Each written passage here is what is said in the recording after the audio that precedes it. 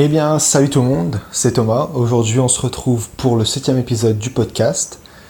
Et aujourd'hui, on va parler des choses qu'il faut vérifier, qu'il faut faire juste avant de partir, la checklist qu'il faut avoir et qu'il faut faire juste avant de partir.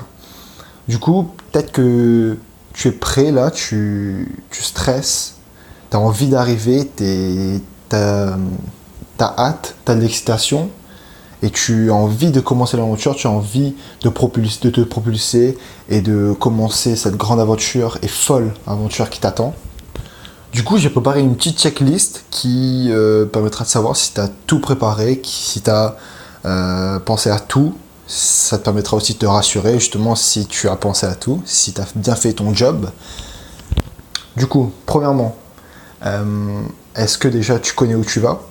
Bon, je pense que oui, tu connais où tu vas, mais quel avion tu vas prendre, les horaires, les bus que tu risques de prendre, les trains peut-être, peu importe tout ce qui est en rapport avec ton voyage, tout ce qui peut t'aider à savoir où tu vas et à quel moment, le décalage horaire qu'il y aura, quelle est l'attitude des gens là-bas, enfin tout ce qui est en rapport avec le pays quoi. Enfin, je pense que tu as déjà fait ces recherches. Si tu pars ou tu envisages de partir, tu dois déjà faire ces recherches.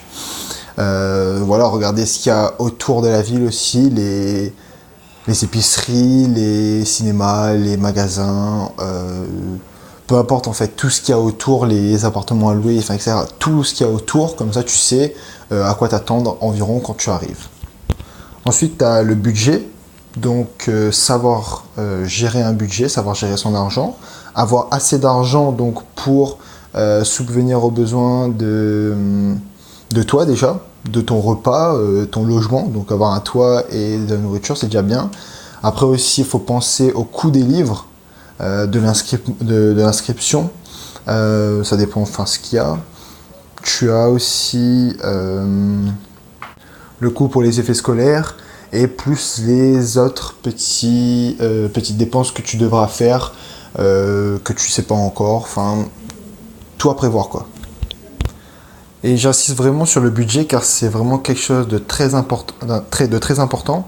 Parce que si tu n'arrives pas à gérer ton budget, à la fin du mois, tu vas pleurer parce que tu n'as plus d'argent, tu peux plus manger, tu peux pas payer ton loyer, etc. Enfin, il faut savoir gérer ça et il faut apprendre à gérer ça, il faut comprendre, il faut savoir économiser. Tout ça, il faut commencer déjà dès maintenant à le faire, comme ça tu n'auras pas de problème après par la suite à gérer ton argent et à savoir qu'est-ce que tu dois payer et qu'est-ce que tu dois pas payer, te faire plaisir quand est-ce que tu peux te faire plaisir et quand est-ce que tu peux pas. Enfin voilà, toutes ces choses-là, il faut savoir gérer parce que c'est la principale erreur de tous les étudiants, de ne pas savoir gérer son budget. Ce qui est vraiment très très important. Moi je sais qu'ici ils ont fait une ou deux conférences sur ce sujet, donc savoir gérer son argent et savoir bien s'alimenter ou un truc comme ça. Et oui, c'est vraiment très intéressant et très très important puisque c'est la cause de beaucoup de retours parce qu'il y en a qui disent qu'ils n'ont pas d'argent, mais plus parce qu'ils ne savent pas gérer leur argent plutôt. Ensuite, donc, nous avons le passeport. Donc si tu pars, pareil, j'espère que tu as déjà fait ton passeport. Donc le mieux c'est de faire environ 2 mois avant le départ, mais il vaut mieux être sûr, tu vois.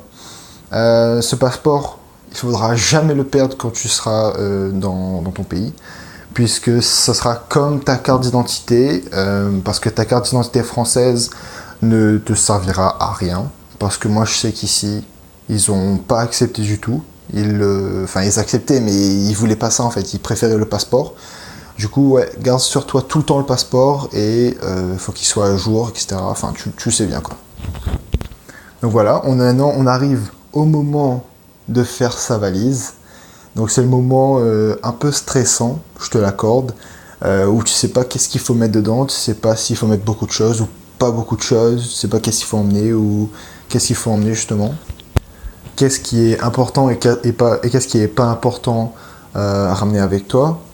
Donc voilà, il faut pas tout prendre. Je sais que tu veux prendre peut-être ton linge, peut-être tous tes vêtements, toutes tes chaussures, tout, mais ça sert à rien en fait. Déjà, tu n'auras pas de place parce que je sais pas si tu sais, mais un nombre de kilos qui est limité. Du coup, tu pourras pas tout emmener.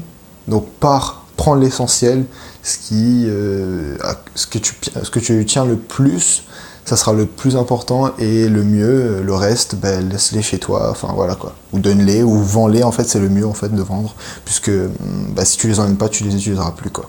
Mais aussi parce que c'est très chiant à l'aéroport quand tu as une grosse valise et que tu dois te trimballer avec une grosse valise tout le temps. Ça rajoute du stress en plus qui n'est pas nécessaire. Du coup, ouais, le mieux c'est de voyager léger et comme ça tu voyages tranquille et voilà.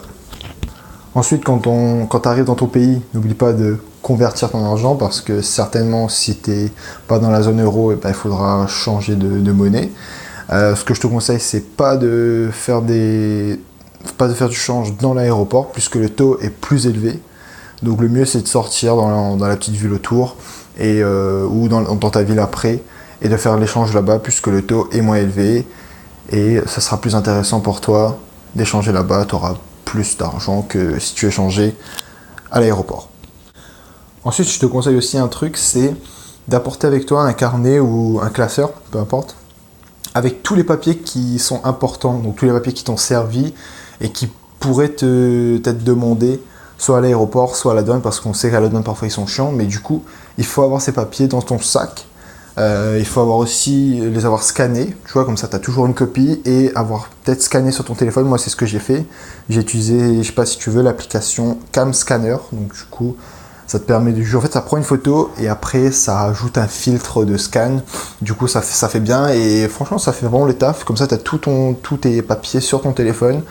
Et en plus, tu peux les envoyer sur ton mail à toi. Donc voilà, peu importe, c'est vraiment très très très bien. Et ça pourrait être vraiment utile. Donc voilà, c'est tout pour moi aujourd'hui. J'espère que tu as apprécié ce podcast. N'oublie pas de laisser un avis sur ce podcast. Donc on est maintenant disponible sur Apple Podcast. Tu as juste à taper Thomas Itev ou étudier à l'étranger, peu importe, tu me trouveras. Ça prend 2 secondes et ça me ferait vraiment plaisir pour voir si tu as aimé le contenu que je te propose et si tu veux que je continue à faire ça. Voilà. Et nous, on se dit à demain. Salut!